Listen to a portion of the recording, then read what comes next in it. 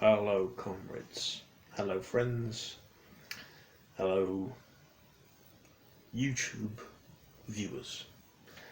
I'm back again after another, longish delay. It's been another 2 weeks, another fortnight between videos, unfortunately. Again, time just seems to be one thing after another every day that I need to do. Lots of people contacting me now with things they need or want me to do for them. I've got my own stuff, obviously, as you'll know from watching these past videos, going on. More than enough of that. My health hasn't been great. I seem to be getting a little niggly sort of colds and things that will knock me for 6 for a day and then have to catch up the next day, So anyway, here we are, back again. And this, I was gonna say this will be the review, the vlog for weeks 16 and week 17, which was last week. 2 in 1 again, but it looks like lockdown, which of course all of these videos the past 17 weeks have been the lockdown UK vlogs from up here in sunny rural North Wales, from myself, Councillor Ball. It's effectively over, isn't it? Lockdown seems to be, as far as the government's concerned, down in Westminster, and even in many ways here in Wales, where of course we have a Welsh Labour government, Assembly government. It seems to be over. The restrictions are, lockdowns virtually over, effectively, as far as I can tell. The restrictions are lifted, so I'm not sure I can call these lockdown vlogs anymore. It's lockdown UK week, blah blah blah. Oops. That's my water bottle, don't worry. It's metal, it makes a lot of sound. So I think it's just back to the old, hello. I'm Councillor James Ball, and these are my hopefully weekly vlogs about what's going on up here in sunny rural North Wales. So this is not lockdown review week 16 and 17, but it's not. Call it that now, I suppose.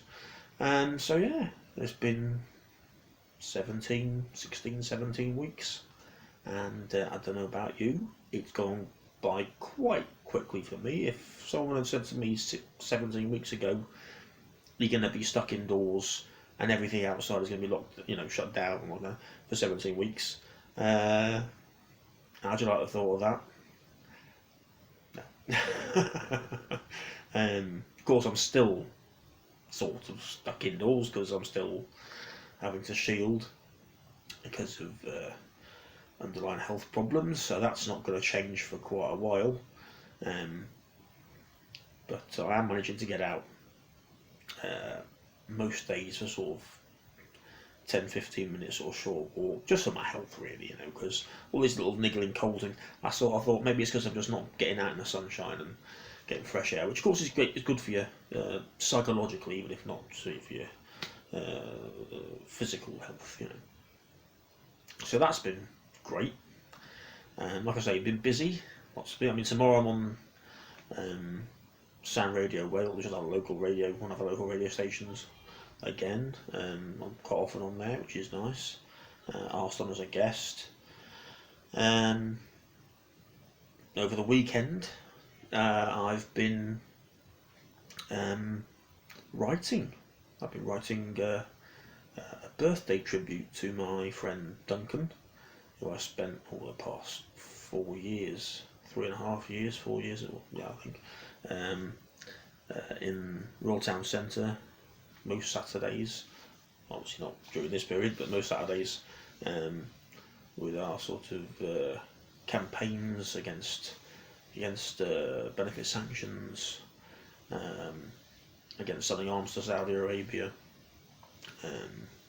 oh god, there's so many of them, against the universal credit sort of 6 week wait initially, outside the job centre and real handing out information about where to go if you've been sanctioned, if you're suffering, which a lot of people of course were and now are again, because they've lifted the sanction sort of suspension.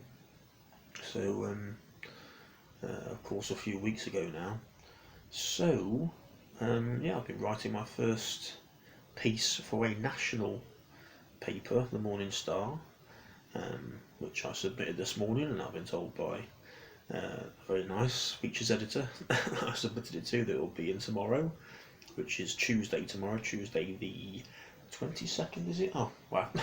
Don't look over there. I haven't got a calendar there anymore. I don't know why I'm looking at my watch instead. That'll probably be better. What is it today? Today's the 21st. Yes, sorry. Tuesday the 21st. It will be in Tuesday the 21st of July's edition. It's his 86th birthday, my mate Duncan, my oppo.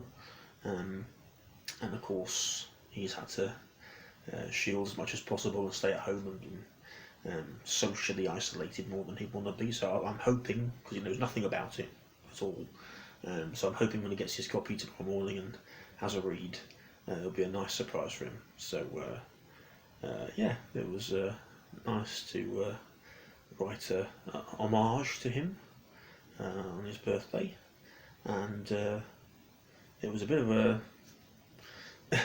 it's a bit of a funny thing to do in some sense, because of course I couldn't check all the things when we sit down over the years for a cup of tea, or I'm campaigning for, we're having a rest for a minute. All the bits of information he's told me about his life over the years, and dribs and drabs. Of course, I'm sort of, I'm dredging my memories and trying to remember what he told me over the years. So yeah, it's been good, but I couldn't check with him because it's a surprise, so I couldn't check. Right, hello. You might notice there was a break there because I've had to come back. I had to go and put the bins out because it's bin morning tomorrow morning. You don't hear Boris Johnson telling you that, the UK style. Their addresses to the nation. I had to stop. I've got to stop now because I've got to put the bins out.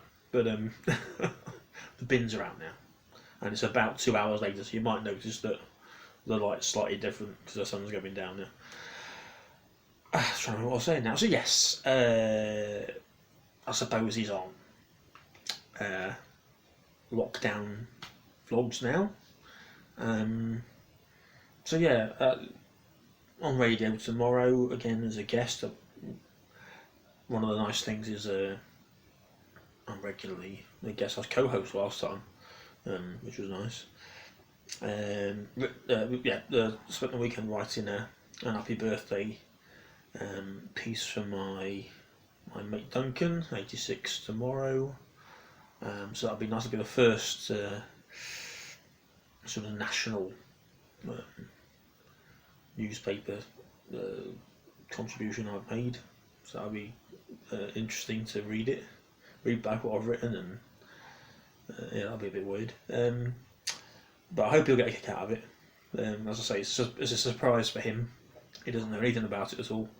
In fact, nobody does, apart from one person, two people, who one that I told on the phone today, one that I told on the phone on Saturday, I think. But they're keeping it a secret, so it'll be a complete surprise for him, and it should make his day if I know him after all these years. So yeah, that's I'm happy about that. And it was interesting to do. It was difficult to do because again I couldn't sort of go to him and check and say, is this what I remembered, what you told me over the years, is this exactly right? But I think it was generally right. So yeah, very busy. Lots of stuff to do now for the council. All the council meetings and things are online actually now, which is interesting and something I've wanted for a long time. Over a year ago, I think it was, that I tried to persuade my fellow councillors that we should have, or we could have,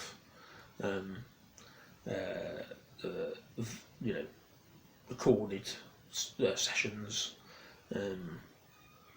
live recorded and put up in an archive, you know. And I was sort of told no at the time. Cost too much, not feasible, not workable. Well, here we are. It's already, you've had 3 tests now and it's worked, so there's no sort of stopping it now. So that's good. In my own personal opinion, that makes it more democratic, because the whole 3 years I've been on the council here, the town council here, one of the problems is the council meetings are held at 6 o'clock in the evening on Wednesdays. So, and of course the problem with that is, even if people want to come along, if you're working, getting from work, and first of all you'd have to skip home, you'd have to skip your meal, you know. If you've got kids, that's not possible, even if you wanted to do it. Come straight to the council, and you have to be there before 6 to take your seat anyway, so you can't even turn up at 6 and be admitted to the chamber. So of course, a lot of people can't make it, even when they want to. I've had things that people have been specifically interested in, that I know they wanted to come along to, and they just couldn't. They couldn't. It was local businesses actually. They just couldn't close up and get there on time. It just wasn't possible. So, yeah, that's one of the problems with some council meetings, is when they are. Like I said, there's a lot of reluctance to change that, but hopefully that's one of the positives that's coming out of the COVID crisis and lockdown, is that some things have had to be done differently anyway. Technologies needed to be employed to keep certain things going, so I think that's a good thing, especially for local democracy with the councils. I was looking at Parliament actually and seeing what they were doing in Parliament, because of course I don't think all of the MPs are allowed to come back to Parliament, because obviously it's indoors and they'll be right next to each other, because, you know, they'll be packed onto benches. So I thought, what do they do during votes? And apparently they have proxy voting, because there's proxy voting tonight on the government's trade bill. You know, the trade bill they've been trying to sort out since we officially left the EU on the 31st of January. Because it was 31st of January this year, supposedly to, I think, the 31st of January next year is supposed to be, I think, the year-long the sort of process of actually putting in place the laws and things that we need to take over from EU, take over from EU directives and things that obviously now don't, well, by that point won't apply legally in this country. So that's partly what the trade bill's for. And being the anorak that I am, and being interested in these sort of things, being a councillor, I was up at, believe it or not, 5 this morning. I just happened to wake up knowing that this vote was going to be tonight for the trade bill, and was reading the Labour amendments to it, because, anyway, I won't get into that, you'll get bored. Well, sort of like minutiae politics about bills and acts and specific parts of legislation I was going to get into, but on amendments, you don't know about that. So yeah, a lot been going on with me. I've got all these instruments I've bought over the years. I bought 2 more over lockdown. They're all cheap stuff. They're all the guitars and things, you see. They're all stuff that are they're not actually fully working things. They're sort of cheap stuff off of eBay because they don't work. They've got things wrong with them or things broken. And then I've spent sort of the next sort of weeks and months trying to fix them to the point where they can actually be more or less playable. To be honest, they're not really playable. They're not. They look good on the wall, but yeah. Yes, I'm not really getting time to practice my playing of instruments, which is a bit frustrating because that's my sort of outlet, my sort of stress relief, really. Still waiting to hear about my first universal credit payments, and it must be 3 weeks, going on 4 weeks now, since I actually created an account and officially signed on. At that time I was told it was going to be 5 weeks. We'll contact you in about 5 weeks, or I've not heard anything. I've been going on every day to look at my Universal Credit account, which is what you have to do. I did a little video a while back with some advice. Make sure you go, if you're on it, make sure you go on your account, because if you miss a to-do that your job coach has sent you, something to do by a certain date and time, it will count against you and can possibly be the kernel of a sanction, which of course is what you want to avoid, what you don't want. So I'm still waiting to hear there. I'm still waiting to hear for my PIP, mandatory reconsideration, which is something you have to do before it goes to appeal. Expecting that to get knocked back, because most of them are just by default, because they want to sort of make you play the game, play silly buggers, put you through all the stress. So I'm just resigned to the fact that it's just gonna, because of the way they play the game, they're gonna knock it back, and then I'm gonna have to go to appeal. So God knows when that's all gonna sort of get sorted out. No idea. Probably, if I'm lucky, before Christmas, maybe after Christmas. And like I say, yeah, because I'm still shielding and still have to watch my health. And now, because we're going into, or will soon be going into autumn winter, like last autumn winter, I have to sort of almost self-isolate anyway, because I can't afford to get bad flu again and chest infections and things, which is what I got over a year ago, which kicked off my heart problems, which kept me indoors for inside housebound for almost a year, up until last Christmas. So either way, I'm not going to be doing what I want to do, which is go out and about and hop on the train to Liverpool, which I love to do, which this time of year I'd usually be doing as much as I can. Hop on the bus to London now, which is always lovely. So yeah, I can't do any of that. So, ample opportunity for more reading for my PhD.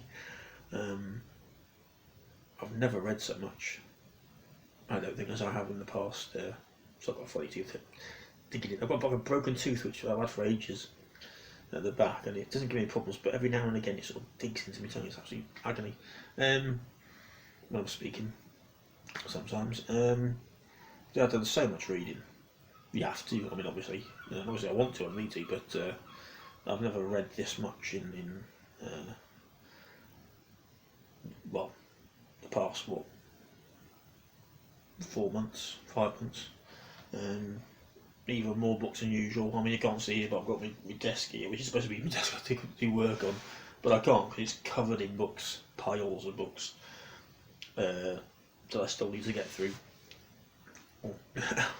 So yeah, it's oh, and what I didn't say was, in the 2 weeks I haven't been making this, there was a bit of an accident, to put it mildly, with Chase Post today. You probably won't be able to see from here, but it was down from the wall, and I'd resigned myself to it being damaged beyond repair, and was actually looking around for a new piece of artwork to sort of replace it as a background, as a backdrop, and then had to go at repairing it, and it seems to have, I don't know if you can see where the big huge tear was, but tears were, but I spent a good two and a bit hours carefully repairing it. So it's been to the poster doctor. I think I said before, but it's actually, I mean, in my little room here, what I have is I've tried to over the years have a little bit of my own sort of personal art gallery. So I've got that wall over there, behind over there has got a nice print of a Da Vinci sketch of a head of a young woman. That wall there, I've got a sketch of a Sybil, whatever that is, by Raphael, which is very nice. And then this is my modern art wall, which is why that famous poster's there. So if you don't know about the poster, this is a poster that was or work. This is literally a work of art, artwork, which was created by an artist called Irish artist called Jim Fitzpatrick back in 1968. And what it is taken from a photograph taken in 1960, I believe, by a gentleman called Corder, who was a Cuban photographer, and who took the photograph of Che there at a special event. I think it was a commemorative event for fallen comrades in 1960. And I believe that Fidel Castro was there and Che Guevara was there, and he took the photograph. And then, so 8 years later, Jim Fitzpatrick, who was a young, I suppose, slightly struggling artist trying to make his name, made this iconic poster artwork out of that Corder photograph. So if you see just here, see that? Where my thumb is, that black line, and then that's supposed to be the F for Fitzpatrick, Jim Fitzpatrick. There we are. So it's not just that I'm a admirer of Che and all that sort of stuff, but it is actually a work of a modern work of art. And on that wall, I've got a film poster from one of my favourite films called Vertigo. Alfred Hitchcock, I think it was 1952. I could be wrong. No, hang on. Could be 1950 actually. It was made, Vertigo, with James Stewart and Kim Novak. If you haven't seen it, I'd highly recommend it. It's a bit of a masterpiece. But that was created again. It's a bit of a sort of modern art sort of spectrum, because that was created by a commercial artist called Sol Bass, who did sort of what's the word? Marketing sort of packages for films and things. So we do different sort of size posters for the press releases and things like that, and for the cinemas and that, leaflets and all that sort of stuff. You know, so that's probably the famous sort of most famous poster design he did for the film. So yeah, a bit of a tour of my condensed art gallery there. So anyway, Che's poster is back. It's fixed. It's up. I'm quite happy with the repair. I think I'm quite happy I didn't have to replace it, because I was, for 2-3 days, I was having a look all over the place, and I thought I don't. There's nothing I particularly like. There's nothing that's got as much impact as that, I don't think, with the red and everything and the size of it. So it's a feature of these. It's a feature of my vlogs for so long now. So I'm glad it's there, back up now. So yeah. I will try and see you next week. I'll tell you what's happened in the week from now to then, and yeah, stay safe, take care, look after yourselves, enjoy yourselves if you can, but yeah, make sure you're safe as well. You know, more first, and ciao for now. See you next time, strugglers.